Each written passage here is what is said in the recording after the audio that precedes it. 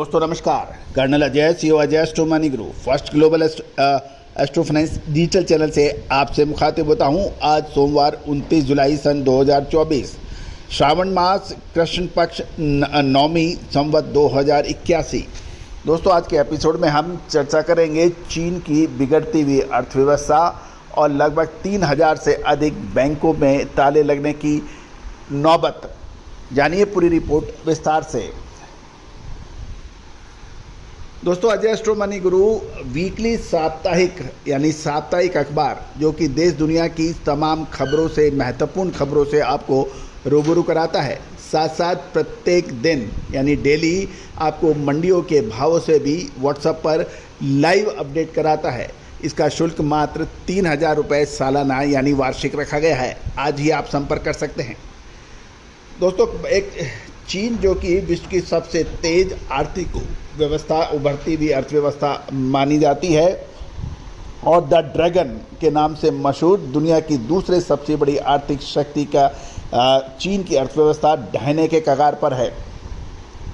खबर निकल के आ रही है कि लगभग एक हफ्ते में ही 40 बैंकों पर ताला लगने की खबर दुनिया के बड़े अखबारों में छप रही है। इन 40 बैंकों में से 36 बैंकों का अधिग्रहण यानी मर्जर बड़े बैंकों में कर लिया गया है।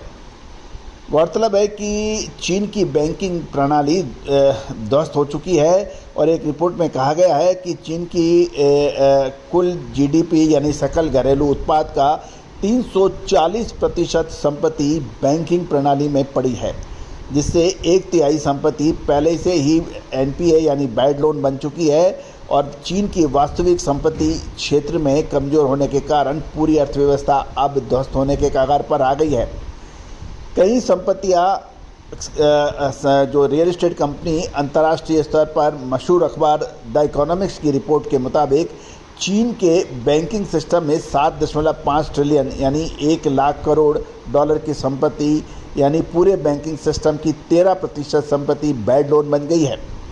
गौरतलब है कि 13% बैड लोन एक बहुत ही ओवर लिमिट बैड लोन माना जाता है। साथ साथ स्टैंडर्ड एंड पुअर्स की एक रिपोर्ट में ये कहा गया है कि चीन में कई छोटे बैंकों और फाइनेंशियल इंस्टीट्यूशन की वित्तीय स्थिति बहुत ख़राब हो गई है। बड़े बैंक इन बंद हो रहे छोटे बैंकों का अधिग्रहण कर रहे हैं और चीन के दो सबसे बड़े bank industrial and commercial bank और कंस्ट्रक्शन बैंक का मार्केट कैप 21.4% बढ़कर छोटे बैंकों से आगे निकल गया है। गौरतलब है कि लिबर्टी टाइम्स जो कि ताइवान का प्रमुख अखबार माना जाता है, पिछले सप्ताह चीन की बैंकिंग प्रणाली की खस्ता हालत पर एक विस्तृत रिपोर्ट छापी थी। लिबर्टी टाइम्स की रिपोर्ट के मुताबिक चीन में इस वक्त लगभग 3000 बैंक दिवालिया हो चुके हैं, जिसमें ज़्यादातर बैंक चीन के गांवों में स्थित है और कृषि बैंक हैं। चीनी real estate company Evergrande, country garden, Sino ocean group, Soho China आदि के पतन के बाद बैंकों की फाइनेंशियल पावर लगातार कमज़ोर होने के समाचार हैं। चीनी सरकार ने रियल एस्टेट की मंदी को दूर करने के लिए डाउन पेमेंट की शर्तों को कम करने सहित महत्वपूर्ण कई उपाय किए हैं, लेकिन कोई भी उपाय काम नहीं कर रहा है। गौरतलब है कि लिबर्टी टाइम्स ने तो यहाँ तक कह दिया है कि भविष्य में गंभीर स्थिति हो सकती है और चीन सरकार के पास बैंकों की बिगड़ती हालत को रोकने के लिए फिलहाल कोई योजना नहीं है, जिसके कारण जनता का बैंकों पर से भरोसा कम हो रहा है और जिस तरह से बैंकों में डूबत कर्ज बढ़ रहा है उसे देखते हुए पूरा मामला सामने आएगा तो न सिर्फ चीन अपितु चीन के में निवेश करने वाली बड़ी विदेशी कंपनियों की भी हालत खराब हो सकती है। चीन की सत्तारूढ़ पार्टी ने 5 डेज एक मीटिंग में पिछले सप्ताह आयोजित की गई थी। उस मीटिंग में बैंकिंग संकट से निपटने के लिए प्रोत्साहन पैकेज की उम्मीद की गई थी, लेकिन ऐसा कुछ हुआ नहीं और चीन ने पिछले सप्ताह 2 बार ब्याज दरों में कटौती की। रिवर्स रेपो रेट 1.8% से घटाकर 1.7% कर दिया गया और उधार दर 0.10% कम कर दी गई है।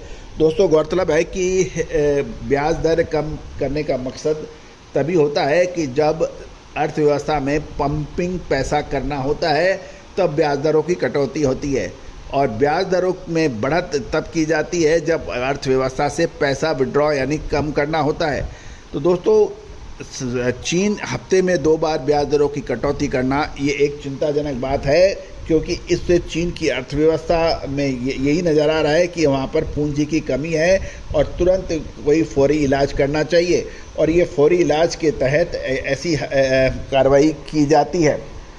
गौरतलब है कि 2024 की दूसरी तिमाही में चीन की विकास दर में भारी गिरावट आई है और पूरी अर्थव्यवस्था ऑक्सीजन पर चल रही है, वेंटिलेटर पे चल रही है, जबकि चीन का जो विनिर्माण और सेवा क्षेत्रों में मुश्किल बढ़ रही है और आशंका बढ़ रही है कि चीन की मंदी से विश्व की आर्थिक स्थिति कभी भी इफेक्ट हो सकती है। गौरतलब है कि चीन जो है